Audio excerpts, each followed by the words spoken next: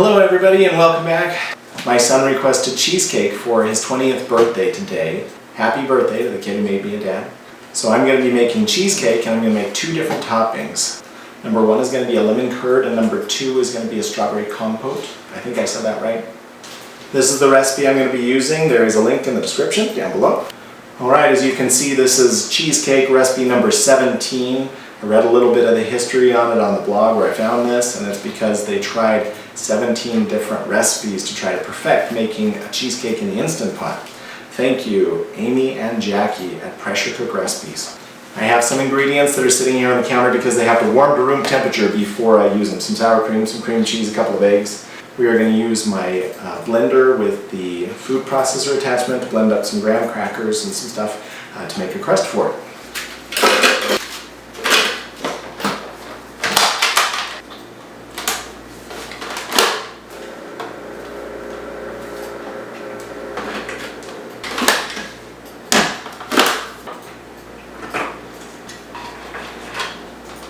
What's wrong with this?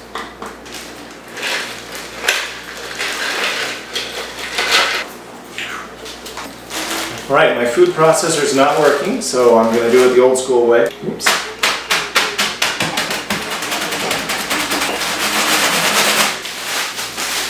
I think we're getting there. Pretty fine. I think we can use that. A little salt, a little bit of brown sugar, a little bit of flour to stiffen up the crust. Mix that together. Okay, last ingredient in our crust is a little melted butter. When you're done stirring in the butter, it should look a lot like this. Dense pebbles of graham cracker crust dough. Nice and wet with butter. I have my springform cheesecake pan. I bought it in a set of 3 and the others have disappeared and I don't know where they went.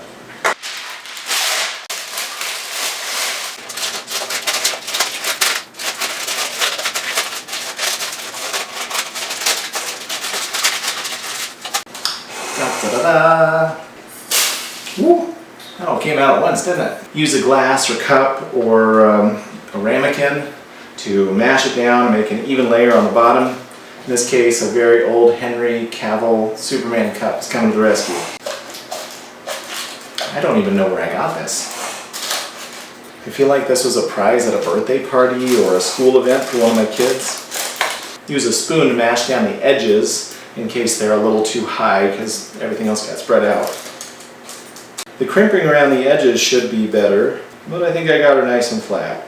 We're going to bake this for 15 minutes to get it really firm before we put our mixture in. And while I'm baking this, I'm going to mix up the mixture that goes inside. This recipe specifically says not to use the big stand mixers because it'll whip too much air into it, so I'm going to use my hand mixer. In a small bowl, we're going to mix up a little bit of cornstarch, a little bit of salt, and some white sugar. We're going to set this aside for later. Now we're going to beat the cream cheese. That's going to loosen it up. I've never seen such a specific recipe before. They say to only use low speed and only beat it for 10 seconds. But they did it 17 times, so I'm guessing they tried everything. It says that if you put it in a stand mixer and do it that way, it's going to whip too much air into the mixture. It's going to make a souffle-like cheesecake, which sounds like a lot of fun, but it's an experiment, and so I'll do that some other time when I'm not trying to make a cheesecake for my kid's birthday. 1, 1,000, 9, 1,000, 10, 1,000. The instructions also say to scrape out the beater and the sides of the bowl every time you add a new ingredient. I'm going to beat in half of the sugar mixture, but only until it's incorporated and no longer. These instructions promise that if you do it in this way, you're going to get a very dense cheesecake, so here's hoping. I shouldn't say it like that. I've made this recipe several times. I know it's successful. I just hope I'm doing it right this time too. There is a portion of this that I've never tried, which is the lemon curd. I'm pretty hopeful on that. It sounds pretty easy though, so hopefully it is. Just half of this sugar mixture. Also on low, only until this is mixed in. I think we're good. My instincts would normally be to beat this until it's just pillowy, deliciously fluffy, but the recipe says keep it dense. Oh, our crust is done. As you can see, our crust really doesn't look that much different from when it went into the oven, but it should be sticking together a little bit better now. Just from adding the sugar and whipping it in a little bit, it's already starting to loosen up and get very creamy. Next I'll add in the sour cream and a little bit of vanilla. Sure, that's the right amount. You measure that with your heart. And once again, I'm only mixing until it's mixed in. No longer. Time for the eggs. The recipe says to stop using the mixer at all and start using a silicone spatula to fold it in just to make sure everything's incorporated, because they don't want you mixing it anymore. They don't want any more air in this recipe at all. Looks great. Very smooth. It's all uniform. No lumps to speak of. It's going to be delightful.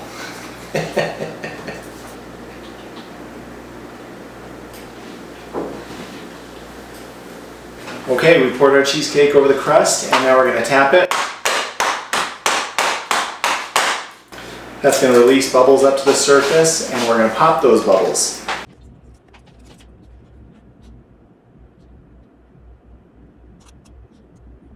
Okay, I'm done with that because it's not really a smooth top cheesecake anyway. We're going to put something over the top of it. The bubbles aren't going to be visible. I don't care. Time for the Instant Pot magic. Now this aluminum foil, I'm just going to fold it up into a thin strip, and I'm going to make a sling that's going to go underneath our pan. The only thing this is going to do is help us lift it in and out of the pan. That's it. We're going to use this rack to keep the pan off the bottom of the Instant Pot. We're going to pour in a cup of water just to make steam. We're going to get the water in the Instant Pot boiling, and the second that it's boiling, I'm going to put this in and close the lid and let it cook. This is the boring part. Did you hear about how all the workers at the ice cream shop quit? No. They were tired of working on Sundays. You like that one, huh? Yeah. I stole it from a podcast. That was the Disney Dad Joke of the Week on Mousetalgia FastPass podcast. Go listen to it. Okay, the water is just starting to boil, so I'm going to throw this in and close it up. And 28 minutes later, it should be done. Alright, so I've cooked this for 28 minutes. It says to do a natural release, which normally means you wait until the button drops down all by itself. But they said 9 minutes until that happens. It's been something like 20. I'm getting impatient. We're going to see what happens. Okay, not much pressure in there. You say lift it off gradually so that you don't spill all the water all at once. Use the sling. Now here's the weird thing about doing it in the Instant Pot. If you do it in the oven, you just get a cheesecake. When you do it in the Instant Pot, the steam will gather up here and then drop down onto it, and so you've got a lot of water around it. What is that bubble? It's got a huge bubble. Then to get rid of the water, you just take a paper towel and you dip it in the water until the water's all gone. That's a lot of water. Paper towel number 2. One of the downsides of this is that it can drip down the sides and make your crust a little bit soggy in places, so you want to get as much water as possible so it doesn't have a chance to do that as much.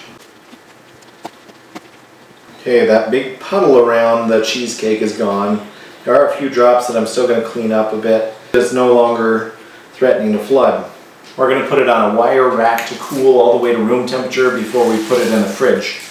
Okay, while that's cooling, not only am I going to clean up a little, but I'm also going to make the 2 toppings that I promised. Strawberry compote. How do you say compote? Compote. I had it right. So we're going to make a strawberry compote, and we're going to make a lemon curd to go on top of this thing. It's a little ugly. I'm a little sad about that, but it's going to taste fine. We're going to let our cheesecake chill in the refrigerator for as long as we can. At least 4 hours, but they say overnight is even better. Let's do the strawberry compote first, because why not? First thing I need to do is zest and juice 1 lemon. We're actually going to be doing this a lot. I have a special lemon zesting tool, but if you use the little grater on a grater, like this one, with the small holes, that should be just fine. Didn't make a lot of lemon zest, but you don't need a lot. And you use that zest because it's got a lot of lemon flavor and the lemon oils without having to add all the acid from the juice. I'm going to chop the lemon zest as finely as I can, that way I won't get a long strip of peel when I'm eating the strawberry compote. We have our chopped up lemon zest. We've got the juice. There's some seeds and stuff which I'm not going to use. We're going to put in a little sugar, add a little water, add in some more cornstarch. We're going to cook this over medium heat and we're going to whisk it. Alright, so we're going to add in now our lemon zest and we're going to add in the lemon juice. We're going to leave out the pulp and the seeds, of course, but we're going to add in the lemon juice and the zest. Sadly, we're past the time when I can get fresh strawberries in the store. I looked today, they looked awful. So we're going to use frozen strawberries. But that's okay because it's a compote and fresh strawberries. I feel like it would be a waste to use fresh strawberries in a compote. If I were going to use fresh strawberries, I would just put the fresh strawberries on. We'll stir that up using a heat-proof spatula and we'll keep it moving and keep stirring while it simmers for about 5 minutes. We're going to break up the strawberries as much as we can. That compote is smelling really nice. It's got a jammy strawberry flavor, but a little freshness or zing from that lemon. While my compote is starting to warm up, I'm going to start on the lemon curd. I've never done this before. I'm kind of excited. It looks like it's going to be fun. This recipe is from Preppy Kitchen. Don't worry, the link is going to be down below in the description, so check it out there. We're going to start by separating 6 egg yolks, just the yolks. The whites, if you have another recipe using meringue or something like that, you can use it for that. I don't. I'm going to be wasting them.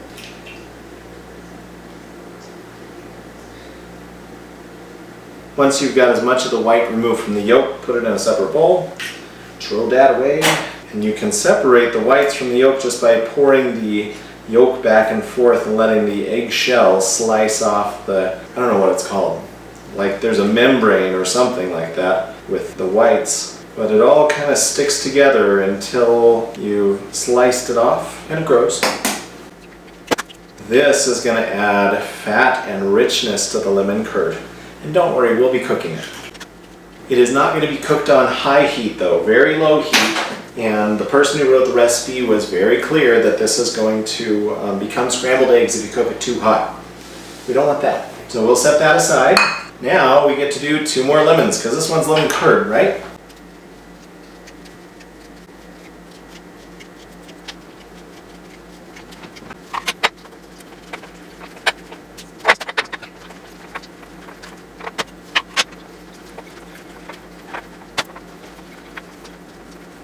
I hope that's enough.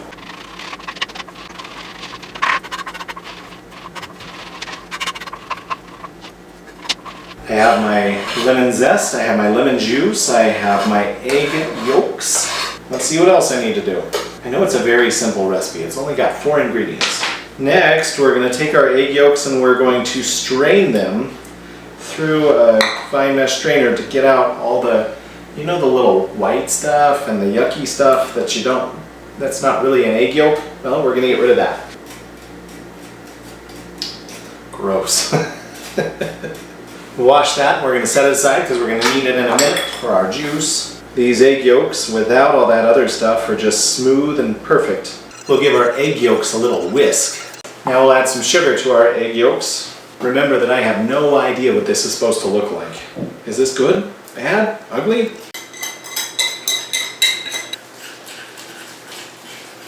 You can see that color is really lightening up. It's getting that nice quality that batter and dough have to it when the fats and the sugar really get whipped up together. That compote is starting to look wonderful. It's got a beautiful color. The strawberries are cooking down. It does need to thicken up still. And so it's not ready to come off the heat yet.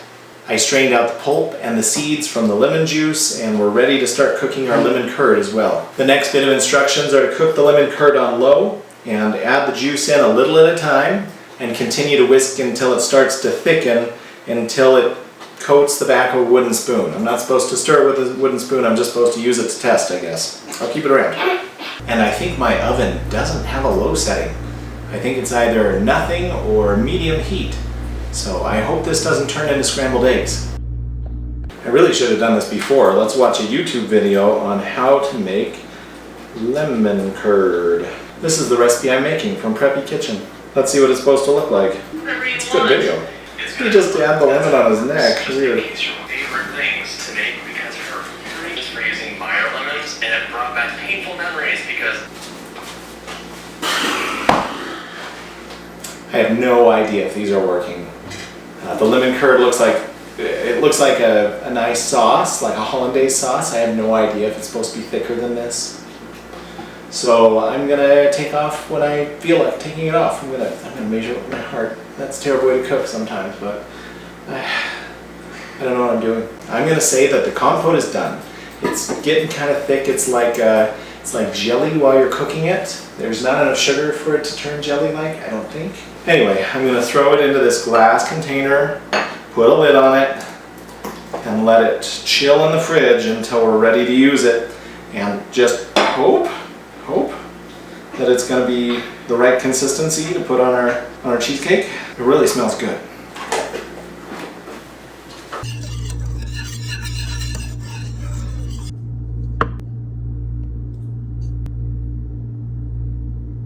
You'll notice the curd is ready when it noticeably thickens in consistency and coats the back of a wooden spoon.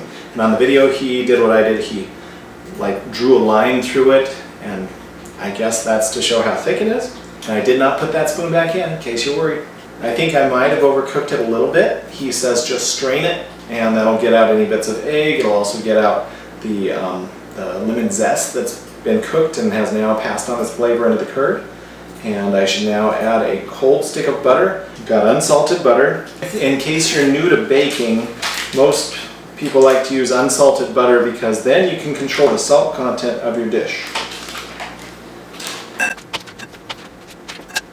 That's a lot of butter. Oh, that smells really nice. Lemony, snicket. It smells like a lemon meringue pie or something. All right, I'm doing the best I can here. It does look more like a sauce than a curd. It was like a pudding consistency on that video, and this is more like a sauce. It looks like a hollandaise sauce. It looks like it should go on Eggs Benedict. It will thicken as it cools. I think I'm going to take his advice and add some cornstarch and water to thicken it up and put it back on the heat for just a minute. Hollandaise bechamel. Which one goes on Eggs Benedict?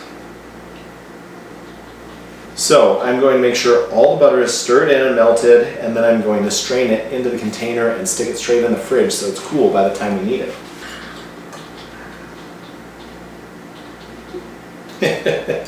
That's just not nearly as thick as I was hoping it would be. I was hoping it was going to be a silky mousse.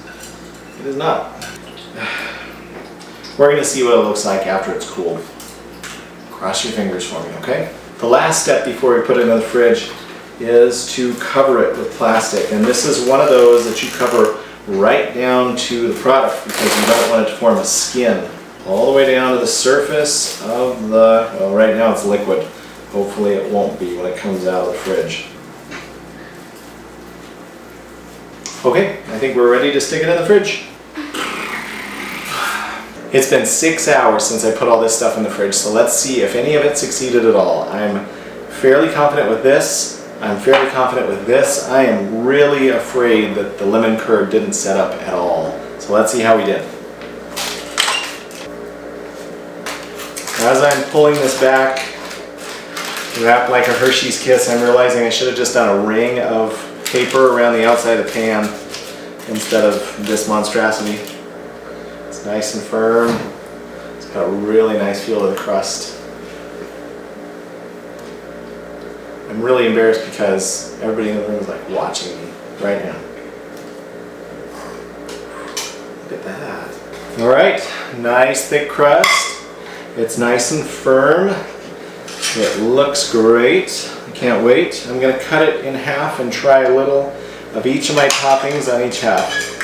Number one, we're going to try a little of the strawberry compote. It's thinner than I would like. Number two is the one I'm worried about. It's the lemon curd. And I've never made it before. It's like a sauce. I made it wrong. Let's see how it does for flavor though. Strawberry first.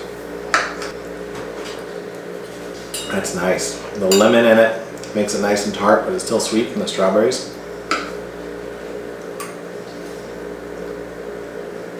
Now let's try the lemon curd. Everybody's waiting for me to finish this so they can have some cheesecake too.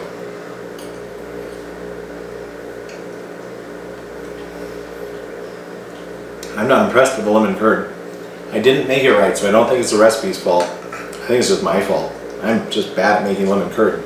It's kind of like lemon meringue pie, only weaker with cheesecake, I guess. Try one more thing. Strawberry lemonade, cheesecake. That's the winner right there. Well, that was fun. It was fun trying to learn the lemon curd. I need to try again some other time. But cheesecake turned out great. Strawberry compote turned out pretty good. I had fun today. All right, if you had fun with me today too, be sure to subscribe and like, and we'll see you next time. Bye.